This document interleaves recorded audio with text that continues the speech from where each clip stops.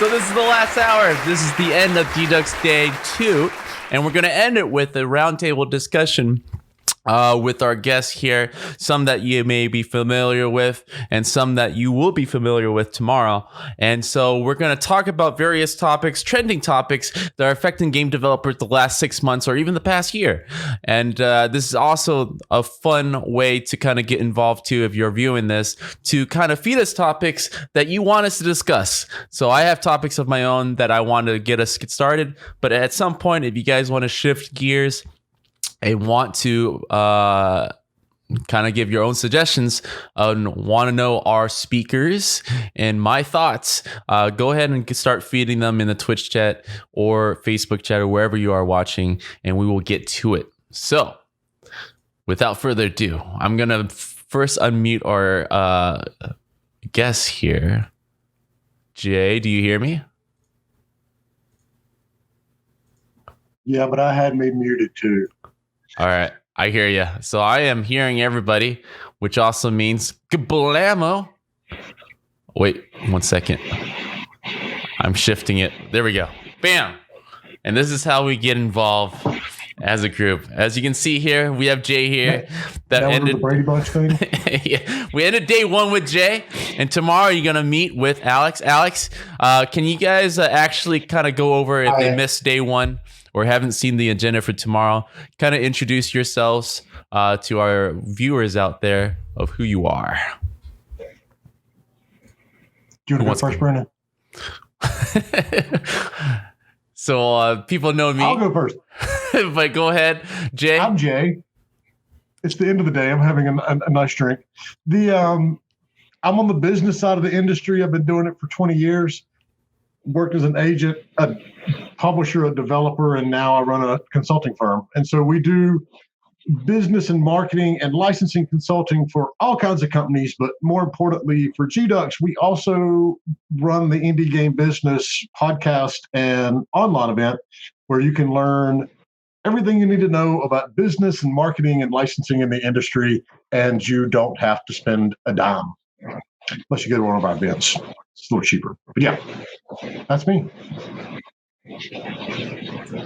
Hi, I'm Alex. So I'm actually only 6 years in the industry, and I mainly did not develop games, but program for an animation software.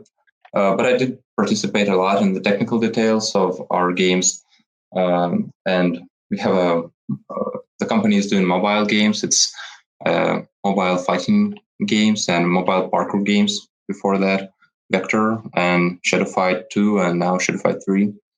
So probably I can bring a bit of technical stuff into the podcast, into the roundtable.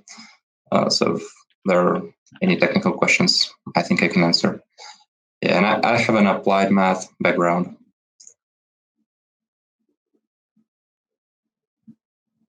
I think the audio is not going in. Yeah. So I was about to say, like, you're probably the technical side that rounds out this roundtable. So the first topic I want to propose, and I want to know your guys' opinion based on your discipline, and this is where it gets really interesting. So first and foremost, we're at the end of the year, and for the since the beginning of the year, Netflix for games have been the hottest topic that could change the landscape of how we think things or not, right? It could be a total who cares. And I want to know you guys' thought about this, how it could affect us. Does it matter? Does Stadia have anything to do with the next year or so? Is anybody waiting for this to happen? I mean, this is something that I feel like it has been its ups and downs on a personal level, but why don't you guys go ahead and take the mic and let me know your thoughts? I'm going to get comfortable for this one. We've been hearing about the Netflix of games for as long as there's been Netflix. The problem, and there are at least a dozen of these different services that I know of, but if you're going to lump in the streaming and the subscription, because one will tell you they're different than the other, but the reality is you're paying somebody a monthly fee for access to a wide, range of games. None of these are going to succeed without original content. I have right now no faith in the Stadia. You want people to shell out $150 to play games that they already have, because the people that are going to buy this $150 setup initially are the early adopters. The early adopters already have a PS4, an Xbox One, the PC, whatever. So there's nothing groundbreaking original that is coming to the platform. Between all of them, Microsoft Game Pass I like, because it's like, yeah, day one, if you were paying for it, you got to play Outer Worlds, you got to play Gears of War, basically as part of your package. The pirate game as well. There's something original there. There's original stuff on PlayStations, and there's original stuff on the Apple Arcade. That's what I had to think about what it was called. All of these services are going to compete, continue to compete, fighting for a finite share of users. But unless they have something really original to bring people there, it's just all the same. It's like, you don't go to Netflix so you can watch Friends.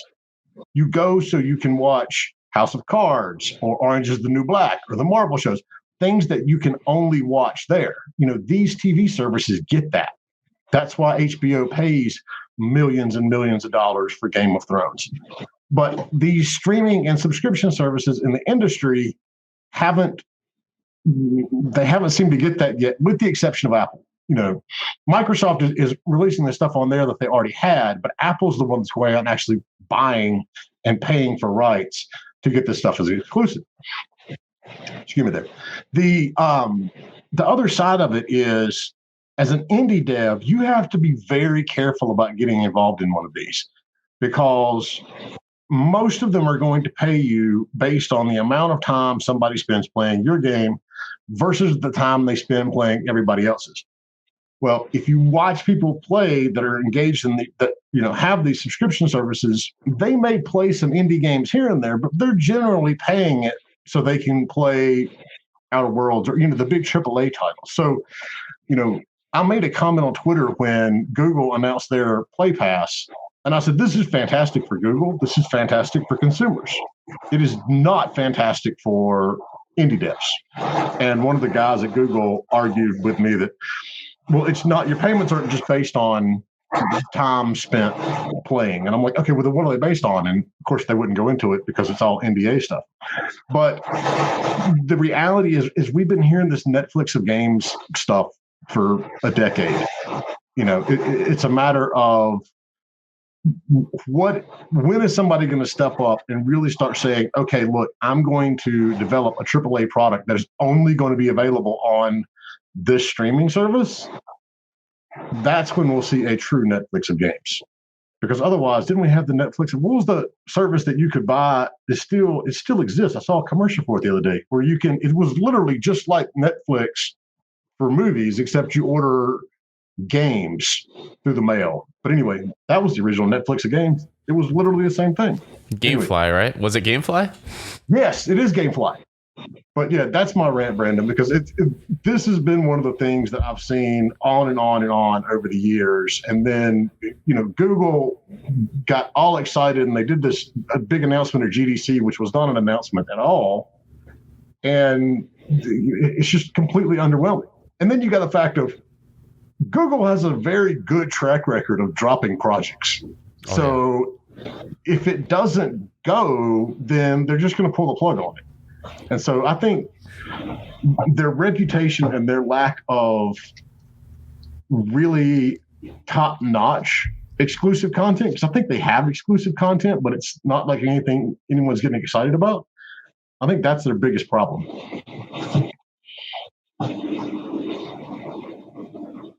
Dude, I think you're muted. I am muted. So let's end one rant and start another. Alex, what's your thoughts about this? It being such a big subject for game developers? I feel I just don't know that much about that, but well, probably with game industry having more and more money, everyone wants to get into it. So and get a higher share. Well, no, it's not like I have some high expertise in this. For me, so probably I can only say as a user. For me, that doesn't sound that much interesting. Like I have Steam. I'm mostly a PC user, by the way. Speaking about games, and I have Steam. I have Epic Games Store right now installed on my PC, so I use them, and having something like a streaming service. I don't know what for. If I can, like, I buy more games than I played already, and it's not like I have. I just want to try so much games more.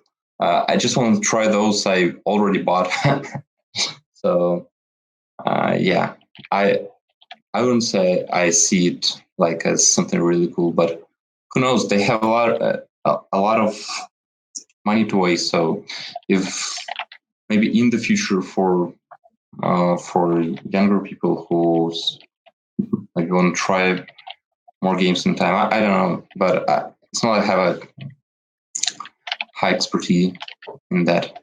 Yeah, well, I agree. At least on the consumer side, the difference there, and I think Jay kind of touched on this, where watching a movie or television content, you're kind of locked within an hour or two that you're going to finish it. With games, it takes days or even months or weeks to finish a game before moving on. I think there was another service that was trying to, that I'm subscribed to, which is ScribD. We don't get sponsored. I'm just kind of throwing it out there. But it's just the Netflix of reading, right? You can't get through a book fast enough to really appreciate a subscription-based service. And so games take way longer than reading a book, I feel.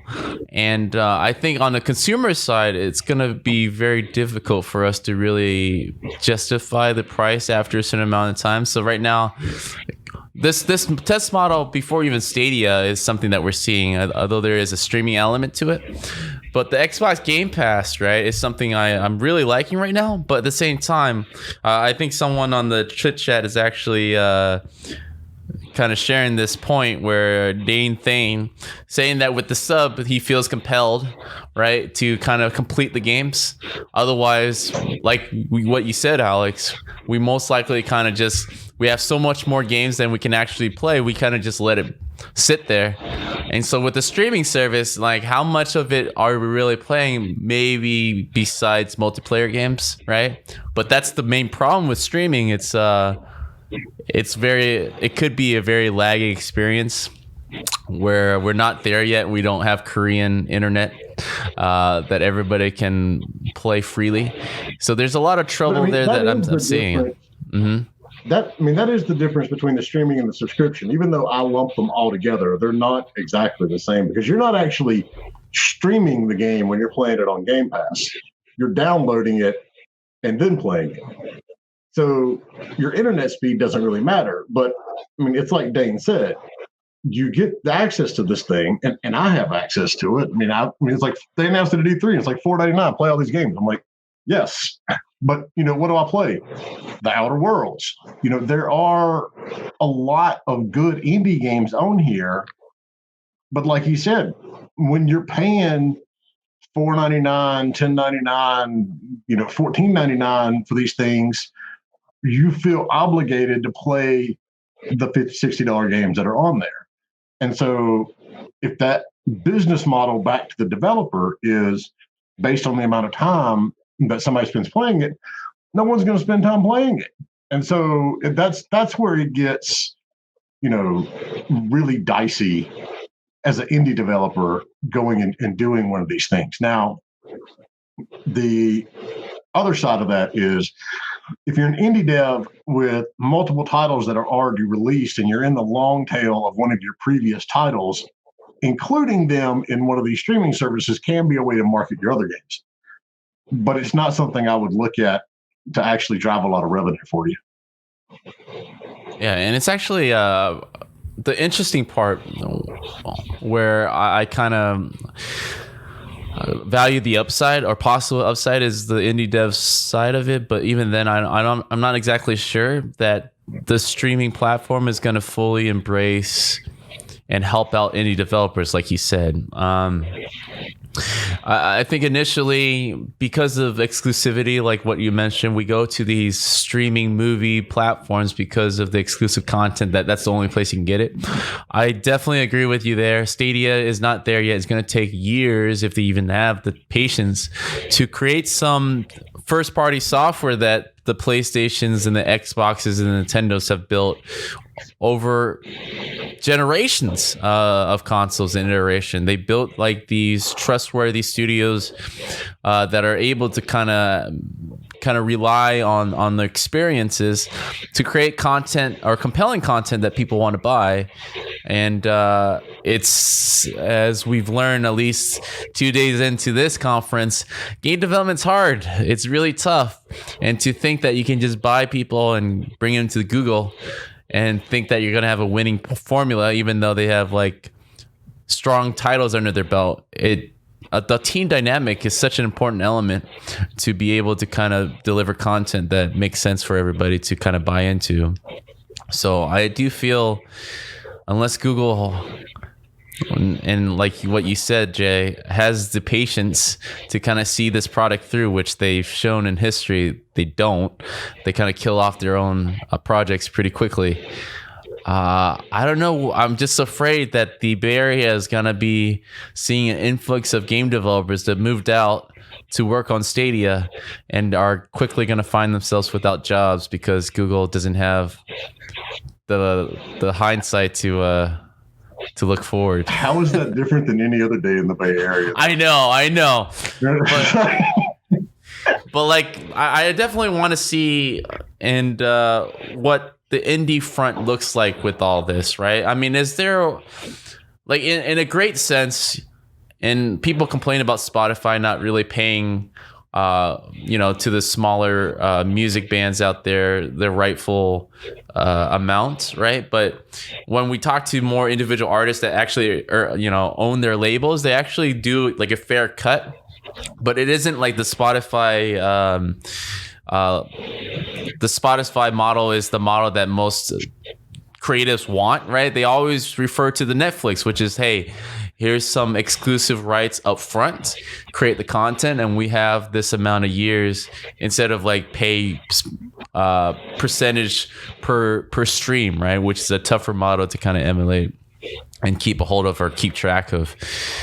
Like, is there room or hope for indie developers out there with this onslaught where everyone seems to be jumping on the streaming thing? Or is it one of those things where it's middle? Okay. There's no like great rush to get into the streaming model, and it's not replacing anything, so we're not seeing yet anyway. We're not seeing drastic reductions in the amount of sales on Steam or Epic because Microsoft has this Game Pass or Google or whatever. I always tell the developers I work with, you need to have your game in as many locations as possible.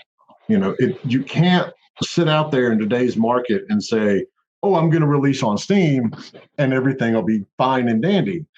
That's not the way it works. You need to be on Steam. You need to be on Epic if you can get on there. You need to be on GOG. You need to be on Humble Bundle. And if you can get on some of these streaming titles on streaming platforms, there's an argument that says you're not really going to cannibalize your own sales, but I wouldn't risk it. But you always have to be looking for as many different development and sales avenues as you can possibly build. And so, the streaming services and the subscription services, they have a role in the ecosystem. But you as an indie dev cannot look at it and go, oh, well, this is the only place we're going to go and we're going to make a lot of money, because you're not. That's just the reality. But we see, despite all of the Reddit uproar about Epic and their exclusives, here's my news for those people. Exclusives are what we've done in this industry for 30 years. It's how companies grow. It's a reality, and deal with it. We see the news come out from all of these different studios that have worked with Epic, and they're like, yeah, we gave them an exclusive because they basically paid our entire development budget, and we don't have to worry about where the next paycheck's coming from. Oh, and by the way, we sold more copies than we have sold in this franchise ever. And so, just that alone tells me, we're not seeing a cannibalization of even the premium stores to each other yet. And we're not seeing the streaming services dip into that either. It's just a different, sales avenue that you need to properly slot in your product's appropriate life cycle. This is actually a perfect segue. And the next topic that I want to talk about, and Jay, you're kind of touching on it already, where we are seeing the Epic Store versus Steam, right? The last year, if anything, has been dominated with headlines with either outcry or, well, mostly outcry, some applause, saying that, hey, there's finally a competitor outside of Steam that is having and throwing a lot of weight around and giving a real choice to consumers, but at the same time upsetting early supporters of a certain game and crowdfunding or whatever, by having no ability to download this originally on Steam, but having to transfer over and essentially go onto a new web link. Which I never really understand. It's not that tough, but I don't know, Alex. Oh my God. What you were mentioning, Alex, like you're a huge Steam user, like most people are. When we look for new PC games, we go usually to Steam. But how are you feeling about this epic change that has been kind of taking over the last year? Well, I think it's great. Like, I think it's always good if there are like two companies competing.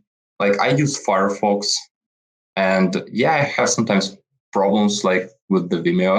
I had with the screen share, but I think we should always support like the next competitor, because if we don't, then the industry is dominated. And in Steam, it's like that, and like the percent they're taking from the developers, I think it's too high. It's like the 30%, right? Yeah, the 30%. Well, it's a lot, and I don't know for what. Like, have the interface, and again, I'm not really so professional in this, but I really don't understand from the technical side. I don't understand for what they're taking the money. They're basically taking the money because they own the store. And if for iOS or Android, at least they own the operating system, and they take relatively the same amount of money. Then here, well, I don't know. The program doesn't look that hard to manage. Probably it is pretty hard, and yeah, the Epic Games is not yet as developed in interface and searching in community stuff, but I hope they will evolve and be better, be more user friendly. I read an article that Epic Games is not as user friendly. They have to evolve fast, or they won't get a share. But the way they went in with the exclusiveness, I think it works out good, and the hype was over there. So I think that now I hope it will be the two main companies competing with each other, and a lot of people using both, for example, and maybe even Valve will have to lower their share on the game developers. Yeah, that is definitely the hope. I don't know how far away we are with that. Just to give kind of insight of because we've had guests before that kind of expanded on what Steam used to do, where they kind of were more hands-on for that 30%, where they really try to help you as a developer to kind of show you in best light. In some cases, they were kind of changing logos to make it look like more professional, to help these indie developers in their graphic department in that way, where it's like, hey, you need to kind of show some more love on this side. Absolutely true. They don't do much of that anymore. Aside from that, they're just making sure that whatever you do put out doesn't, at least create controversy. So they're more like fire control.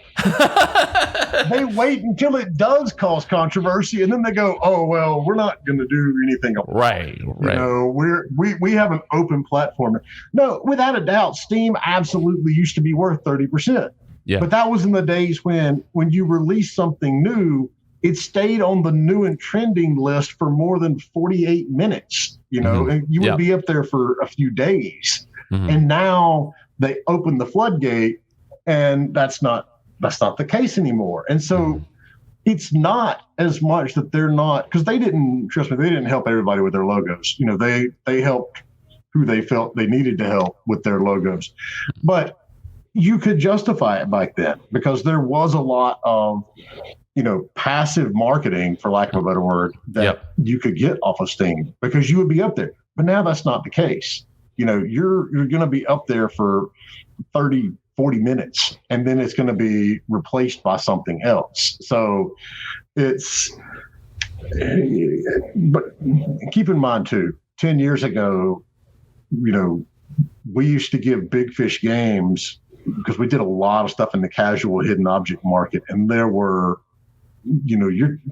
it's a segment of the industry that kind of gets, shoved to the side because people are like, well, it's not AAA gaming.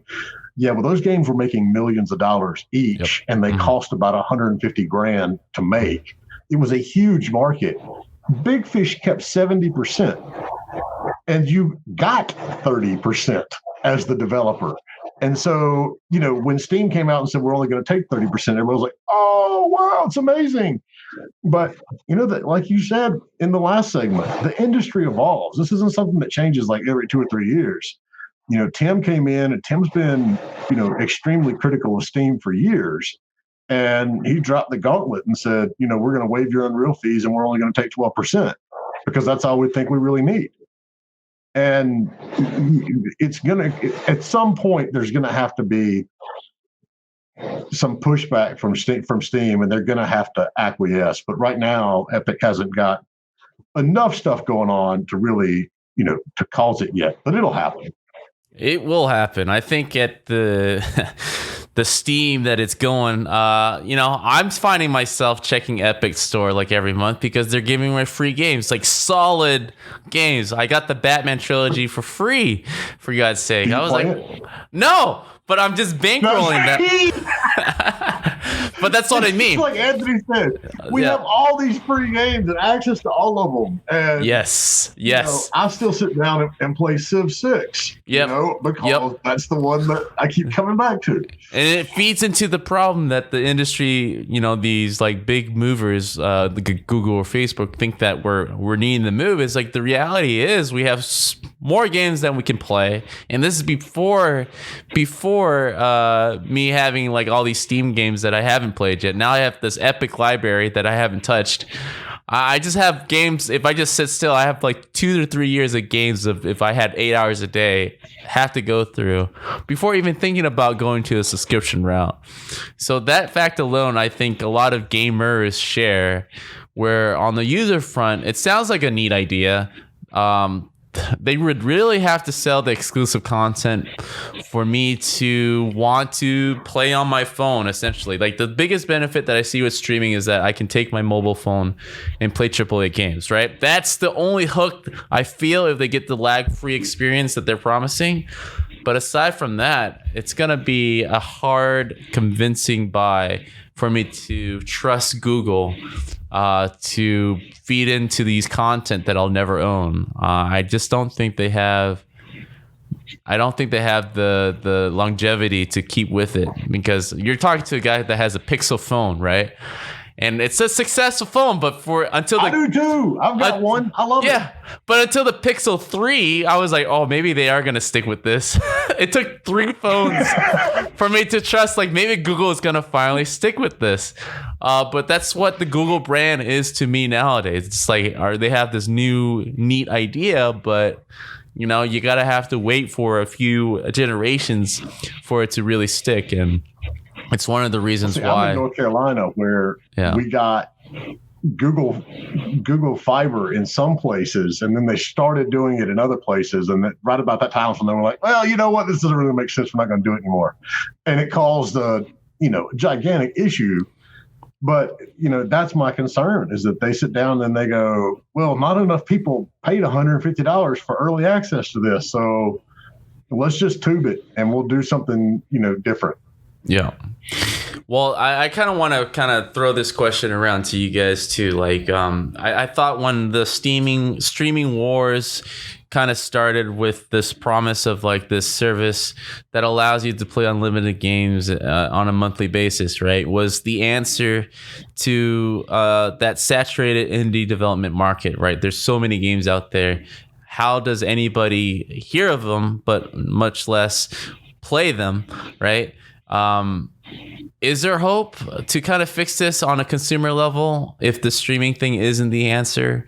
Like, aside from just good old marketing, good old games being the rule of thumb, it seems like it just boils down to the streaming is never going to be the answer for the indie teams. I mean, that's just the reality of it. But it's like, you look at indie musicians and how many hours of gameplay they get on Spotify compared to Taylor Swift. It's negligent.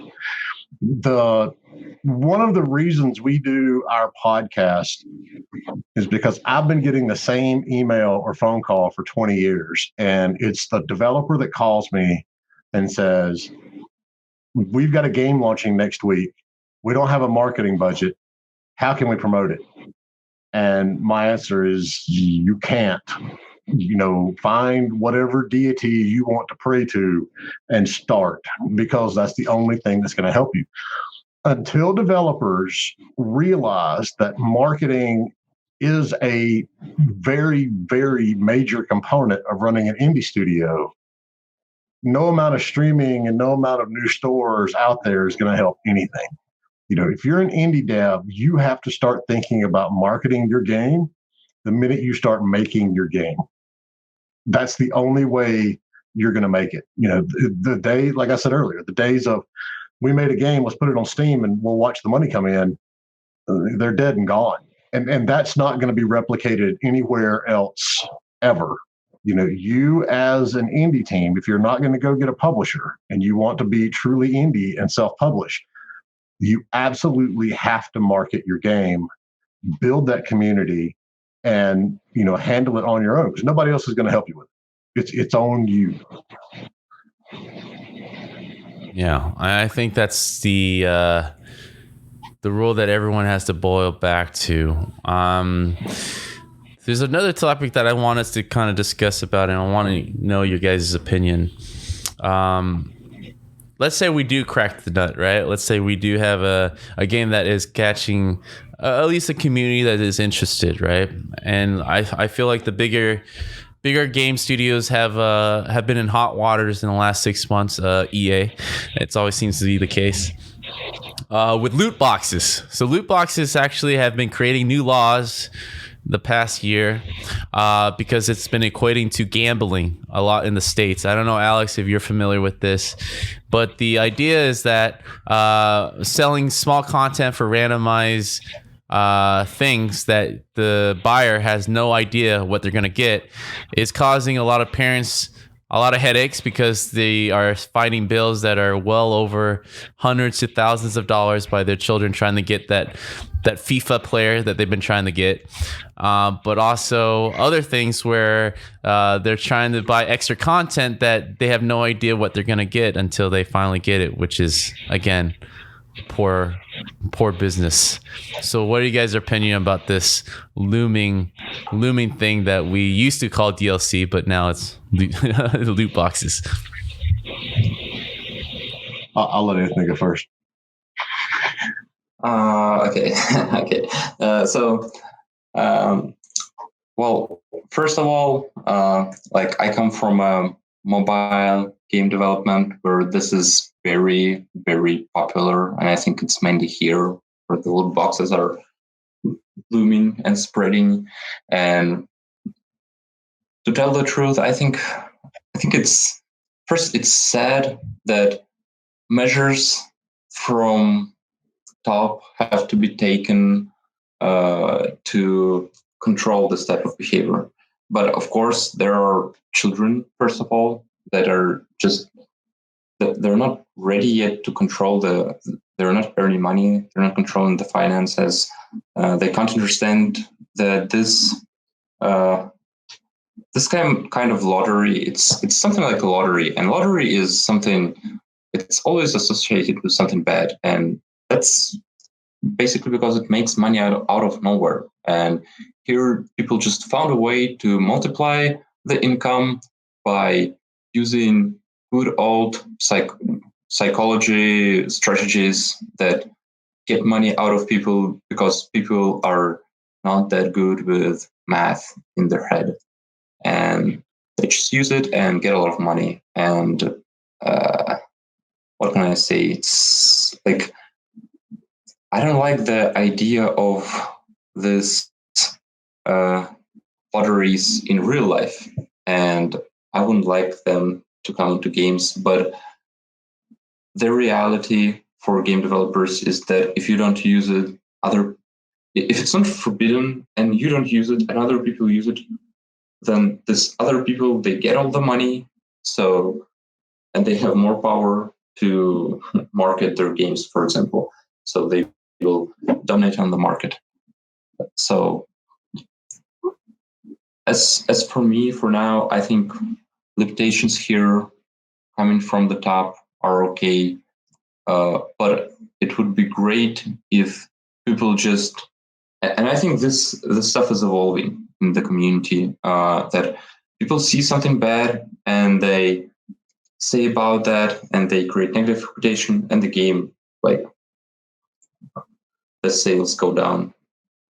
And if that was coming from people, I would be more happy. But if not, okay, for now, and especially if we include kids, then I think it's okay to limit the stuff. And that's basically what is happening right now, if I understand correctly. Yes. Yeah, I think you are correct on that. There are a lot of regulations, but this is also funny where like the mobile market has been doing this for years, but the last year, since the console guys are starting to take hold of it, it's suddenly becoming an issue. So, which is really, really weird. I don't know. I forgot what the explanation is. I don't know, Jay, if you have some insight on this, on why suddenly it's a problem. It becomes a problem when somebody's stock price gets affected. Mm-hmm. Look at when all of the loot box crap drama started happening, and it was when EA released Battlefront. Was it 1 that they screwed up so badly, or 2? One of the Battlefronts. Yeah. And the loot boxes contained items that actually significantly made your character more powerful, which is the problem. And it resulted in Bob Iger calling the EA CEO and telling him to put a stop to it. And so if you need a scale of 0 to, oh my God, you're in trouble, when the CEO of Disney takes time out of his day to call you and tell you to stop doing something because it's affecting his brand, you've gone off the cliff. This is what we see in not just in the loot boxes, but in all sorts of different areas of the industry and things that aren't in our industry. It's not a big deal until one of the big companies that has a stock price that gets screwed with. That's when people start paying attention. Because you're right, we've been doing loot boxes in mobile games for 10 years. It's never been an issue. Blizzard does it. This is what gets me. EA has a very, very successful loot box system with FIFA, but they can't seem to figure out how to do it with the first-person shooter, even though Blizzard is sitting right down the road, has shown them for years how to do a successful loot box system with a first-person shooter, and then they still screw it up. It's to me, it's something that we're not going to see a lot of real legal pressure come down, because about the time somebody introduces a law, it's going to get shot down by somebody's lawyers, because at the end of the day, we're basically selling baseball cards, in packages. But because it's digital, and because there are parents out there who don't have enough sense to put a password on their iTunes account, we have all of these issues pop up. But it's like a lot of things in the industry. We don't see it. It doesn't become a major issue until it comes from Take-Two, Activision, EA, one of the companies that's traded on Wall Street, and some hedge fund manager goes, "Why did we lose $100 million yesterday?" Oh, it's because Johnny spent 13 grand on FIFA, cards, and his mom didn't know about it. Can you tell I'm the old cynical one in this group? No, it totally makes sense, because it's a thing that definitely is apparent. Like the last year, suddenly everyone starts caring about this thing that's been a part of the business for a while. And without fail, EA is there to kind of answer to all these accusations. They're always pushing the envelope of what's legal, what's not. It's never anybody else. They called it, was it surprise mechanics that they called it in surprise in the mechanics UK courtroom? Oh yeah. I was like, yeah. We had when one of the episodes, I forgot which episode of the Game Dev Unchained podcast, we had a lawyer kind of talk about this, in particular surprise mechanics, and I had to run that through him. I was like, "Hey man, is that something your legal team would actually think was a good idea to kind of just put it out there in the press as a defense? Does that sound like something that would pass?" And he said, "Absolutely not." It was just it was a grenade, man. It was just hoping things would all work. right, but let's peel this back another layer. It absolutely does work with the audience. They're talking to a bunch of politicians in London. You could do the very same thing in Washington, and they would go, "Oh, okay." Because watch these proceedings where they have, Zuckerberg in there talking about Facebook's, claims, and then our senator will sit there and complain that his Gmail doesn't work to Mark Zuckerberg. Yeah. And it's like, they don't get it. So you can say anything you want to some of these people. It just depends on what your audience is. If your audience is a bunch of out of touch rich people, hell yeah, it's a surprise mechanic. Well, that's another testament why, Alex, you're so much smarter than we are. Because I did see the difference in at least the people in authority across the pond there, and it was so different when Zuckerberg was being grilled by the European Union, how much more educated people over there are, at least up to date, right? But I think those are the type of things that they couldn't get away with. Not really. I'm actually in Russia, so it's way worse than in your place. That's we're talking about people in the Stone Age. We have it's no, it's not. Something about electronics. Some stuff is very good here. For example, if you come from Russia to US, you will notice that cards are not accepted everywhere, and here they're basically everywhere accepted. And I was like, oh God, you have to have a badge and stuff like that. But if we're speaking about how good are our politicians in technology, then I think it's not in their favor. Yeah. All right, so you're on our level then. That's why this roundtable is so equal. Yeah. there's one last topic that I want to kind of dive into, and this is kind of more focused on the last year. So if I were to look at the last year, apart from our last two topics that we kind of segue through, I want to talk about these expose articles about these major game companies and how, again, Jay is probably familiar with this, but like how these companies are overworking, overpromising, and not quite delivering on every front, right? So I'm going to name drop. Again, these are opinions of ourselves and not a company that we represent. But there are I represent my company. I can make it both, right? Right. There you go, Jay. Freely vent. Despite all these expose, at least a little bit more awareness, right? Not just on the game developer front, but gamers kind of standing behind game developers and saying, hey, we can wait a little. Just take your time. Don't worry about killing yourself to kind of ship these games. Do you guys feel like it has on the internet lately? Well, let me know. Like, has there been an impact? Where are you finding these patient gamers? That's what I want to know. Well, more patient than I think most people would give them credit to. I think which game in particular, but someone. I know some company. I'm being very vague here, but let me just give you a vague example. Right, there was a company on their social network, I think Facebook, where it's like, "Hey guys, we're gonna work our hardest to make sure this is out. We're gonna make sure our guys are in the office the full week or 2 weeks until this patch is out, so that you guys can play your game." And the response were overwhelmingly, "Hey, don't kill your developers." And they kind of got in hot waters. They had to retract, right? So instances like that, where I feel like years ago was not something that we would expect.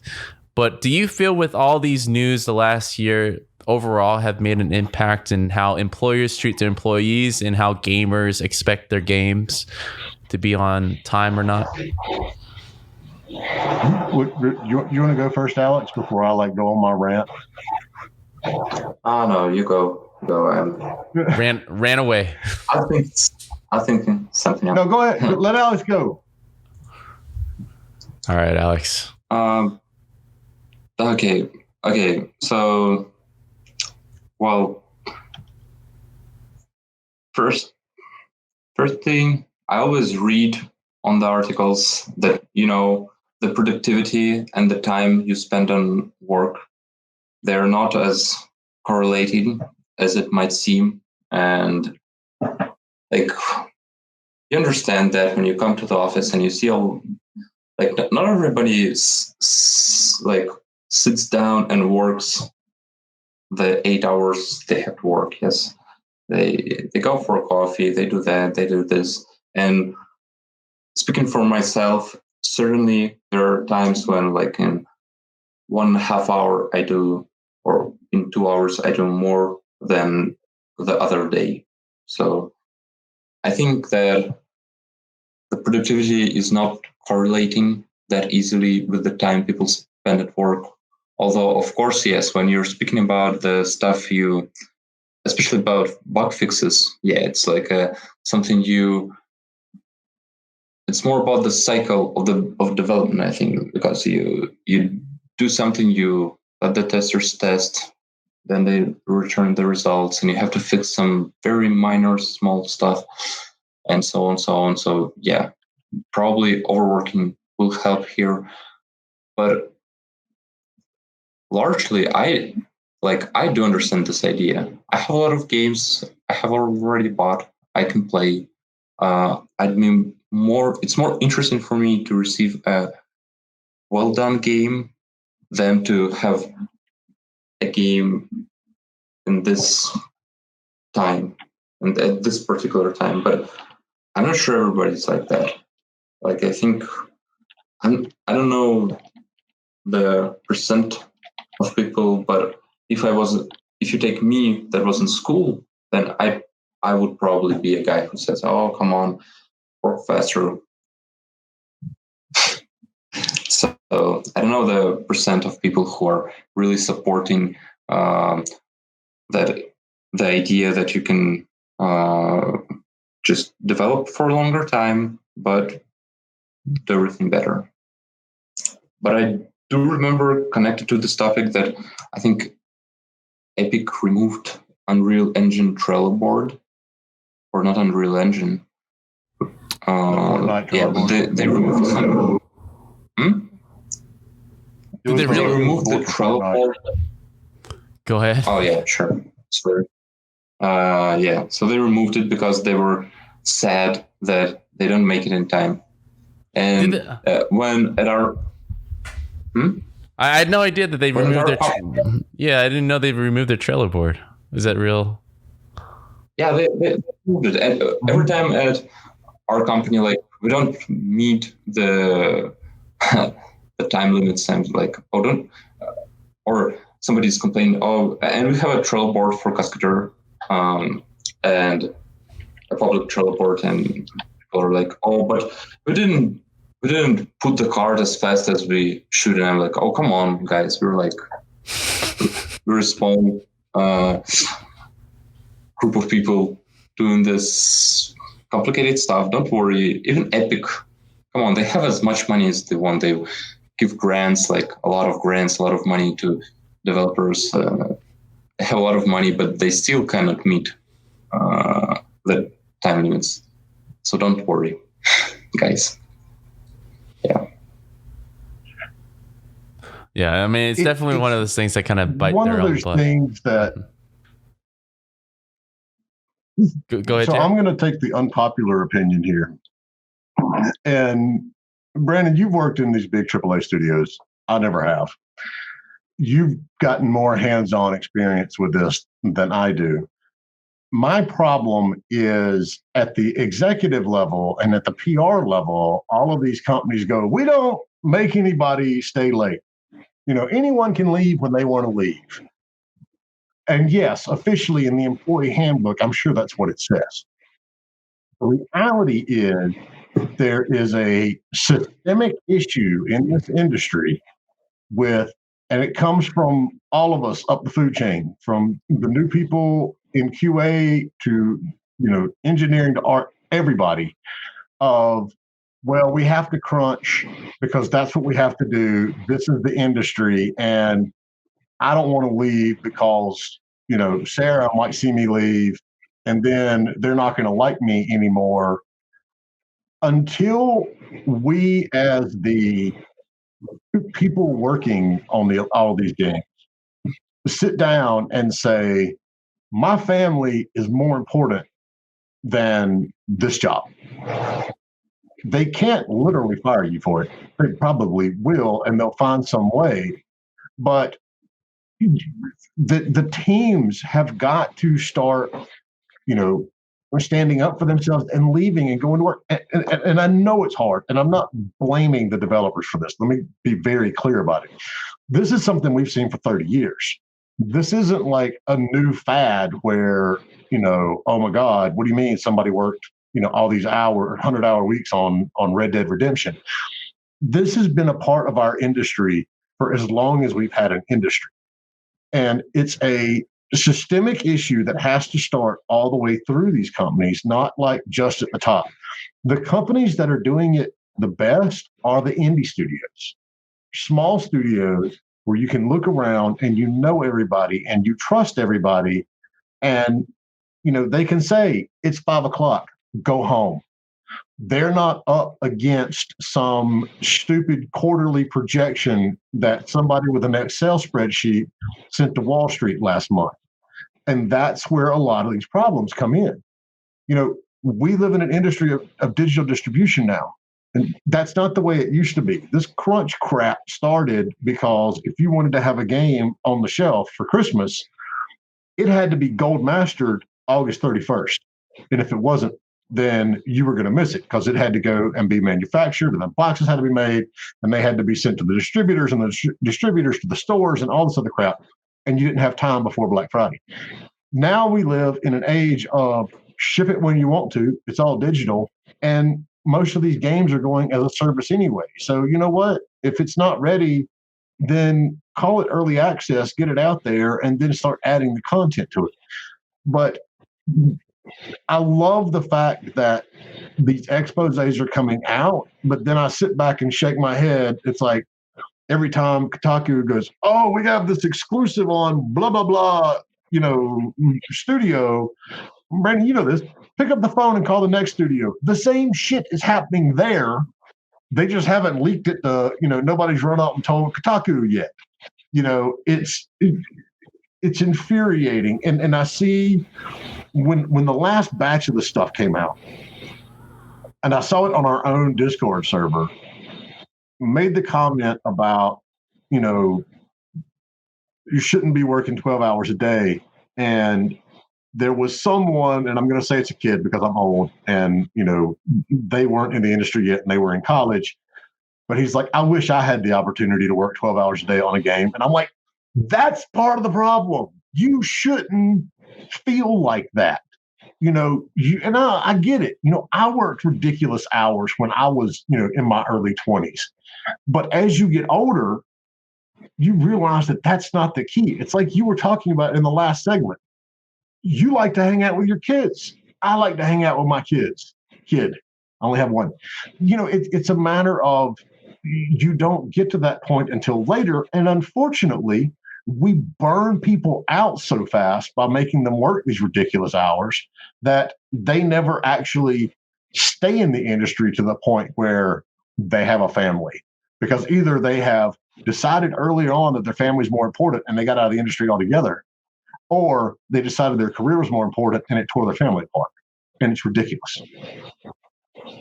It's definitely an ongoing issue. Like the youngins that come in, they don't think about 5 years ahead with that stuff. The youngins where, the time slowly doesn't become their own anymore. I think that's essentially the problem, where it's not the problem, it's actually a good thing, where you're starting to value other things outside of work, but you're creating this system where young developers are kind of sought after to fill out these hot seats, and old developers are kind of pushed out for the very fact that they like living life. Just being in these AAA industries or AAA developing cycles or studios, no one can outright say that you have to stay late and do this and do that. At least the smarter ones who don't want to, they want to skirt around the legal issues. You kind of get peer pressured in a way by producers. That's the problem. You get peer pressured. Yeah. It's like, Johnny over here is having tuna tomorrow at Saturday lunch. What are you having? And that's how you get asked to come in the weekends. Not necessarily, hey, we got to have to crunch through this weekend. I mean, in some studios, in some experience, they would say that, like, hey, we're going to have to really push it in this milestone. So what we're going to do, and they ask you straight up like that, is like, and guilt you into thinking like, yeah, I guess I'll be in for a couple hours. Or they say, hey, your whole team's going to be on, especially if you're at a later stage of your career, you're most likely more senior or you're even lead, right? So if anybody on your team is crunching, you're obligated to be there to kind of be a teammate, right? Even though you don't have anything to do. So like you said, earlier, like the peer pressure is definitely the biggest factor to this. But what Alex said, the quality, again, at the end means everything.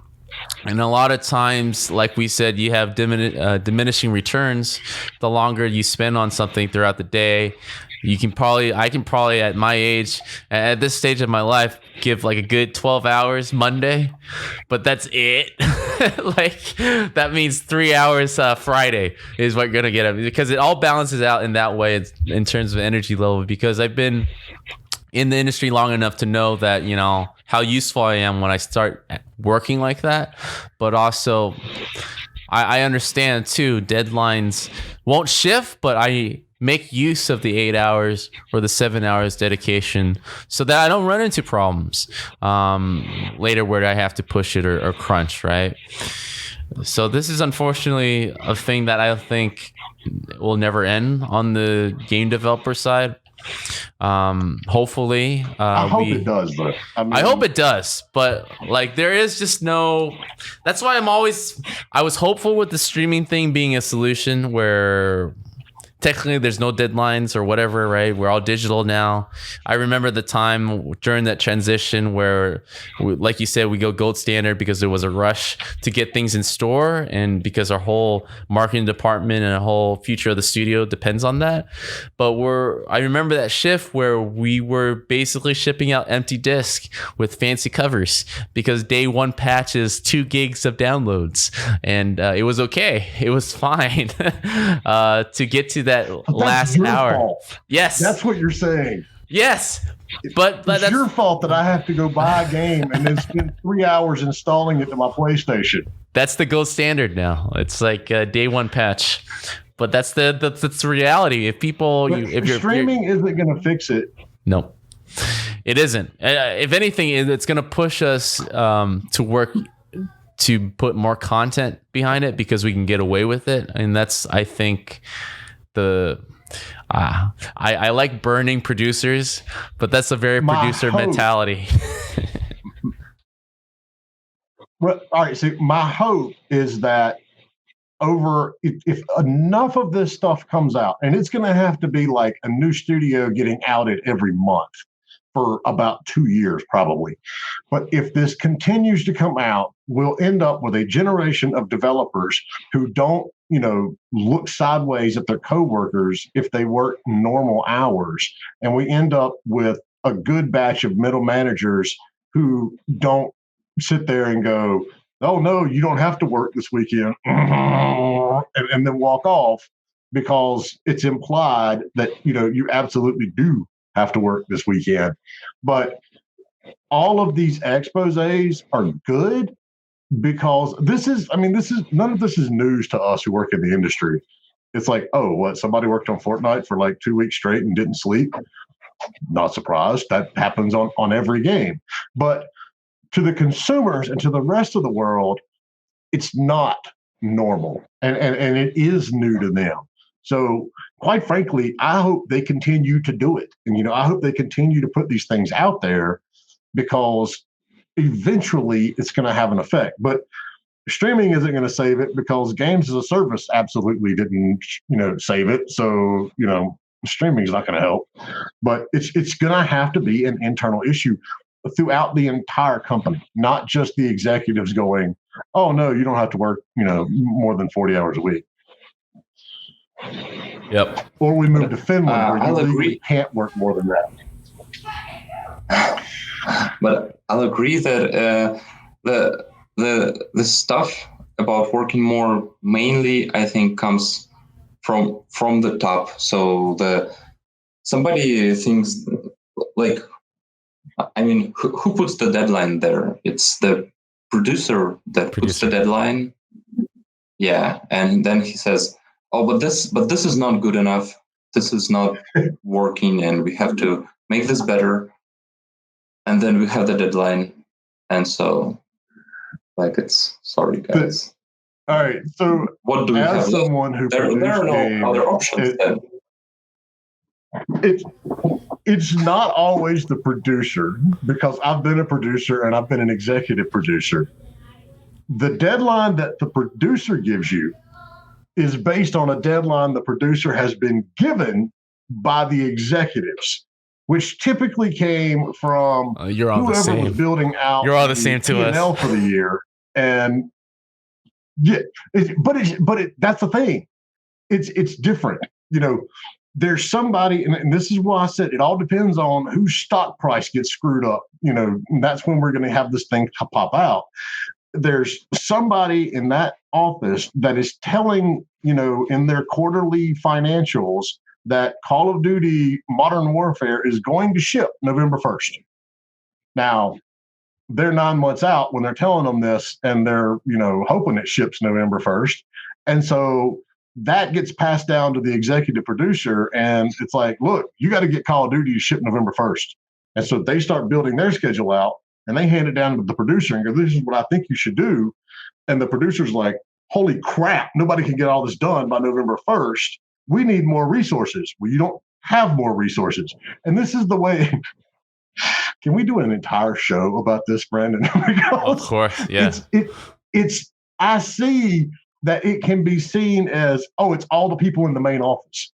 but it's not. It's a straight line from whoever is telling their, stock owners or investors that it's going to ship on a certain date down to, the executive producer, the producer, and then the poor people making the game. It's a very I understand.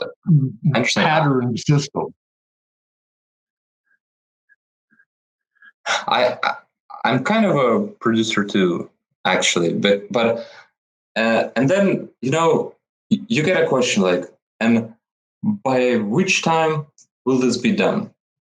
By which time? And then you have to answer that somehow. And that question it's rarely asked. Like it implies that you can't say, oh, it will be 2 years from now. And well, I answer as I can in these situations, and I say, well, half a year probably, or 3 months. But the problem is that people are optimistic. So it's usually like you think, oh, it will be like 4 months, but let's say some problem appear and it will be 6 months. But you always underestimate the number of problems, especially technical problems, that will appear. So it's usually more. And we were using Agile, but I think nowadays everybody uses Agile and Scrum. And we did this estimates of the tasks, and then every Scrum we underestimated and we took too much. And it was going like that for a year, and without like very strong will, without somebody like dedicating to control this, people just tend to be optimistic. At least that's how it happened at ours. I don't know, maybe we were just optimists all there, but we couldn't evade it. And that's what happens everywhere. Actually, right now. Yeah. So it's just that people are optimistic, and when they're asked to give a time limit, they give an optimistic time limit. And then, of course, something happens and we can't make it. And I don't think it's very different in other industries. It's for some reason in game industry it's much more. But if you're like, I don't sorry my English, but if you're like how to say it, when you do the stuff in your flat, like the furniture, the ceiling, the walls, like I don't know the word in English for it, but I mean, when you're on other tasks in real life, I see the same stuff. Like my parents say, oh, don't come right now. We're still doing stuff in the new flat, and then we'll be doing it for a month. And then a month later, they're like, oh, it's 2 weeks more. Just we didn't finish everything yet. It's always 2 weeks. Yeah. So it's always 2 weeks. So it's general contracting, I think, is what you're. Those guys are very hard to find. A good one, at least. But speaking of time, and we like being on time, this rounds out the table for the hour. So we've done a successful hour of discussion, and we can go on forever, I'm sure. And I just want to give this opportunity to welcome and thank you to our guests, Alex and Jay, for jumping on here and giving your opinions. Before I let you guys go, let's go around the table and let people know how to find you guys after this. So Jay, let's start with you. Easiest way is our Discord server. Whether you need like our consulting services or you want to find out more about the indie game business side, it's discord.gg/indie game business. Very simple. All right, thank you, Jay, and thank you again for yesterday for for rounding out our last talk for the day. But Alex, for people that are tuning in tomorrow, can you kind of talk about what time slot and what you're going to talk about so that people can look forward to hearing your voice again? Okay, the time slot is, I think, 10 a.m. Pacific or 10:30 a.m. Pacific timeline. Well, let me help you out. It's going to be 11:30 11:30 Pacific time.